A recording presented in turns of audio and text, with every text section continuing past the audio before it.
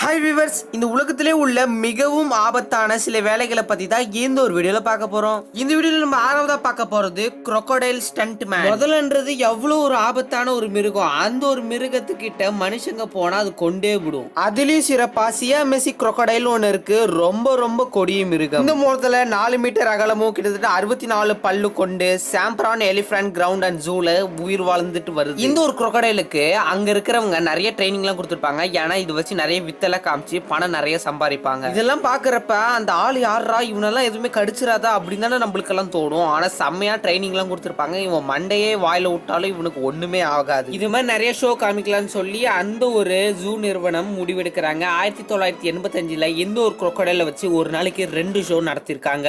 இன்னிய நாள் மாதிரி தான் மறுநாளும் இருக்க முடியும்னு எப்படிங்க சொல்ல முடியும்? அதே மாதிரி தாங்க 2018ல பாத்தீங்கன்னா ஒரு சம்பவம் நடந்திருக்கு. அவர் வித்த காமிச்சிட்டு இருக்கப்ப டக்குன்னு அந்த ஒரு முதல்ல டக்குன்னு கையை கடிச்சிடுச்சான். ஆனா 2 வாரத்துக்கு அப்புறம் அவரோட கையும் சரியாயிடுச்சு. அவரும் நார்மலா அதே ஒர்க்க செய்ய ஆரம்பிச்சுட்டாராம். நம்ம 5ஆவதா பார்க்க போறது மேட் ஹனி ஹார்வெஸ்டர். கிட்டத்தட்ட ஹிமாலயன் மலையில இருந்து ஒரு தேன் எடுக்கிறதுன்றது எவ்வளவு பெரிய கஷ்டம். அந்த மலையில இருந்து தேன் எடுக்கிறதா இந்த ஒரு மேட் ஹனி. இந்த ஒரு குறிப்பிட்ட ஹனி வந்து பாத்தீங்கன்னா ஒரு குறிப்பிட்ட பூல தான் பூக்கும். அந்த ஒரு குறிப்பிட்ட பூ பேர் தான் ரோடோடரான் பிளான்ட். இந்த பூ வந்து இங்கெல்லாம் இருக்காதுங்க, கிட்டத்தட்ட ஹிமாலயன் மலை கிட்ட இருக்கும். இந்த ஒரு மேட் ஹனி நம்மளோட சாதாரண தேனோட ரொம்பவும் வித்தியாசப்பட்டு இருக்கும். இதை நிறைய குடிச்சாங்கன்னா ரொம்பவும் பைத்தியக்காரங்க மாதிரி ஆயிடுவாங்க. முக்கியமா இது வந்து இந்த பைத்தியத்தெல்லாம் தெளிவிக்கிறதுக்கான ஒரு மருந்துன்னு சொல்றாங்க. இந்த ஒரு வகையான தேன் வந்து பாத்தீங்கன்னா 1 லிட்டரு கிட்டத்தட்ட 10,000 ரூபாவை தாண்டுது. இது பெரிய மலைகள்ல கிட்டத்தட்ட 300 ஃபீட்டுக்கு மேலதான் இந்த ஒரு தேன் கூடு இருக்குமா. அதையும் முக்கியமா குருங்காங் அப்படின்ற ஒரு ட்ரைப் தான் வந்து இந்த ஒரு ஹனி கூட வந்து எடுப்பாங்களாம். இவங்களுக்கு கிட்டத்தட்ட 100 வருஷத்துக்கு மேல எக்ஸ்பீரியன்ஸ் இருக்குமா. எவ்வளவுதான் நார்மலாக ட்ரைனிங் எடுத்தவங்களும் இந்த மாதிரி ஒரு தேன் எடுக்கிறது ரொம்ப கஷ்டம். அதனால அந்த குருங்ராங் டைப்ஸ் தான் இந்த ஒரு தேன்லாம் எடுப்பாங்களாம். ஏன் இவங்களால மட்டும் தான் எடுக்க முடியும்னா இதுக்கான நிறைய டெக்னிக்ஸை அவங்க பல 100 வருஷமா தெரிஞ்சு வச்சிருக்காங்க. இதுக்காகவே ஸ்பெஷலாக அவங்களோட ரோப் லேடர் எடுத்துட்டு போயிட்டு அதை அங்கிருந்து மலையிலேருந்து இறங்குறப்ப மலையில அடிச்சுட்டு தன்னந்தனியும் இறங்கி அந்த ஒரு தேன் கூட எடுத்துட்டு வருவாங்களாம். இது வந்து பார்த்தீங்கன்னா ஹிமாலயன் ஜெயின் ஹனிபி தான் வந்து இந்த ஒரு தேனெல்லாம் கலெக்ட் பண்ணி வைக்குமா. வேர்ல்டுலேயே லார்ஜஸ்டான ஹனிபினா அது இதுதானா. கிட்டத்தட்ட 3 சென்டிமீட்டர் அளவு பெருசா இருக்கும். இந்த வீடியோல நம்ம 4ஆவதா பார்க்க போற வேலை தான் மவுண்ட் எவரெஸ்ட் கைடு. நீங்களாம் நினைக்கலாம் கைடுன்ற வேலை வந்து ரொம்பவும் ஈஸி தானே, நம்மளுக்கு தெரிஞ்ச இடத்த அப்படியே இன்னொருத்தவங்களுக்கு விளக்கி சொல்றது தானே. இந்த கைடு வேலை செய்யறவங்க எல்லாம் ஷெராப்ஸ்ன்னு வாங்க. அந்த ஊரை சுத்தி இருக்கிற பழங்குடியினர் மக்கள் தாங்க இவங்க. இந்த ஒரு மவுண்ட் எவரெஸ்ட் மலையை தாண்டணும்னா இவங்கள்ட்ட கொஞ்சம் காசு கொடுத்தா போதும். ஏல இருந்து இசட் வரைக்கும் அவங்களே நம்மளுக்கு எல்லாத்தையும் சொல்லி கொடுத்து நம்மளே இட்டுட்டும் போயிடுவாங்களாம். அதுவும் இந்த மாதிரி ஒரு குளிர் பனி படையிற இடத்துல எல்லாம் பாத்தீங்கன்னா கிட்டத்தட்ட 35, அதாவது -35 டிகிரி ஃபாரன்ஹீட்ல வந்து இருக்குமா. நம்மளாம் உறைஞ்சு போயிடுற அளவு அந்த இடத்துல ஒரு குளிர் இருக்குமா. அதுவும் 1 கிலோ 2 கிலோ இல்லைங்க, கிட்டத்தட்ட மில்லியன் டன்ஸ் ஆஃப் ஸ்னோ வந்து அந்த இடத்துல பெஞ்சுக்கிட்டு இருக்குமா. அதுலயும் மவுண்ட் எவரெஸ்ட்ல இருந்து கொஞ்சம் தூரம் போனீங்கன்னா கும்பு ஐஸ் ஃபால்னு ஒரு இடம் இருக்குங்க. அந்த இடத்துல கிட்டத்தட்ட 4 கிலோமீட்டர் அளவு பனிங்க வந்து அதிகமா இருக்குமா. அந்த இடத்துல இருந்து நம்ம இன்னொரு வந்து இடத்துக்கு ஒரு லேடரை வச்சுதான் தாண்ட முடியுமா. இந்த ஒரு கும்பு ஐஸ் ஃபால் கிட்ட வந்துட்டீங்கன்னா தனித்தனி பனிப்பாறையா இருக்கும். நம்ம அதுல இருந்து லேடரை வச்சுதான் தாண்ட முடியும். அதுவும் சில பேர் எல்லாம் தாண்ட முடியாம கிட்டத்தட்ட 47 பேர் கிட்ட இறந்து போயிருக்கிறதா ஒரு சர்வேன் படி சொல்றாங்க. இந்த வீடியோல ஸ்டார்டிங்ல சொல்லியிருந்தாங்களா ஷெர்பாட்ஸ், அவங்கள்ட்ட கேட்டீங்கன்னா அவங்க எப்படி சர்வை பண்றது, எப்படி பொருள்லாம் வாங்குறது, எப்படி அந்த இடத்துல தங்குறதுன்னு எல்லாம் கரெக்டா சொல்லிடுவாங்க. அந்த மவுண்ட் எவரெஸ்ட் சேர்ந்த ஷெர்பாட்ஸை நீங்க விட்டுட்டீங்கன்னா வெளிநாட்டுக்காரங்க கைட்ஸா இருப்பாங்க. அவங்க உங்கள்கிட்ட எக்கச்சக்கமான சார்ஜஸை கலெக்ட் பண்ணுவாங்க. அதனால நீங்க எப்பயாவது மவுண்ட் எவரெஸ்ட் போறீங்க, உங்களுக்கு ஒரு ஆசை இருந்ததுன்னா அந்த ஊர்ல இருக்கிற ஷெர்பாட்ஸை நீங்க வந்து சூஸ் பண்ணிக்கோங்க. இந்த வீடியோல நம்ம 3ஆவதா பார்க்க போறது அலாஸ்கன் கிராப் ஃபிஷர்மேன். ஃபிஷர்மேன் வேலைன்றது ஈஸி தானே. அது என்ன கடலுக்கு போயிட்டு அப்படியே அங்க ஒரு துடுப்பை போட்டு அப்படியே வந்துட போகுது அப்படிதான் நினைக்கிறீங்க. ஆனா நீங்க நினைக்கிறதோட 100% தலைக்கீழ தான் இந்த ஒரு அலாஸ்கன் கிராப் வந்து ரொம்பவும் வேறுபாடு கொண்டது. இந்த ஒரு அலாஸ்கன் கடல்ல கிட்டத்தட்ட 300 பேர் மேல இறந்துருக்காங்க. படகு எடுத்துட்டு நடு கடலுக்கு போனா உயிர் வாழ்றதே பெரிய விஷயம். ஏன்னா அவ்வளவு ஃப்ரீஸான தண்ணிங்க அங்க இருக்கும். அந்த ஒரு தண்ணியில நம்ம உயிர் வாழணும். அது மட்டும் இல்லாம நிறைய அலைகள்லாம் தாண்டி தாண்டி போயிட்டு வந்துகிட்டு இருக்கும். அதுவும் அந்த அலாஸ்கன் கிராப் வந்து ரொம்பவும் பெருசானது, காசும் ரொம்ப அதிகம்.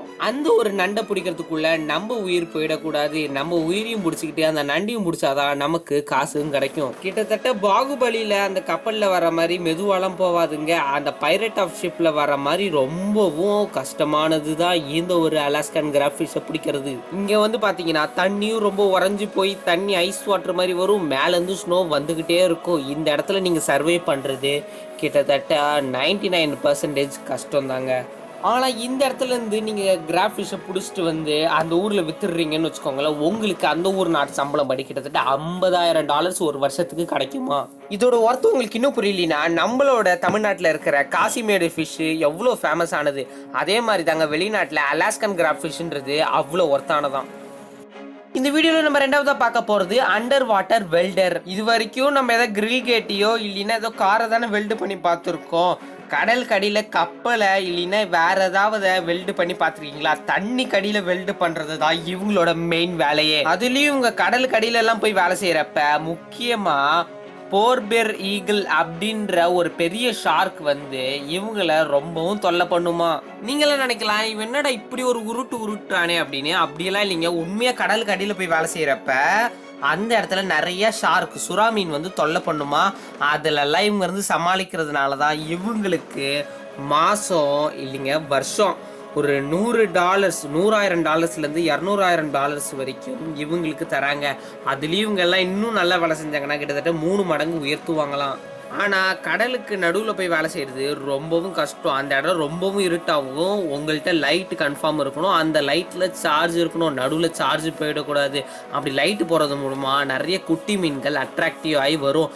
அந்த குட்டி மீன்கள்லாம் பார்த்து பெரிய சுறா மீன் அதை அட்ராக்டிவ் பண்ணி உங்களை முழுங்கிடும். நம்ம எவ்வளோ தண்ணி கடையில் போகிறோமோ அவ்வளோ அளவு ப்ரெஷர் அதிகமாகிட்டே இருக்கும், நம்மள்கிட்ட இருக்கிற ஆக்சிஜன் அளவு குறைஞ்சிக்கிட்டே வரும்.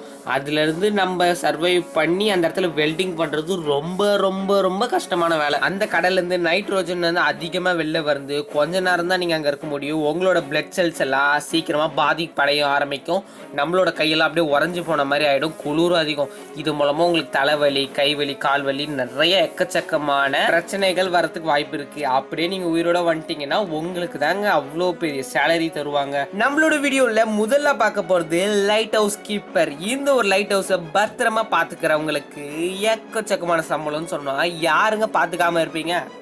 இந்த ஒரு லைட் ஹவுஸ் கிட்டத்தட்ட 1755 காலத்துல எடிஸ்டோன் அப்படின்ற ஒரு இடத்துல இருக்குங்க.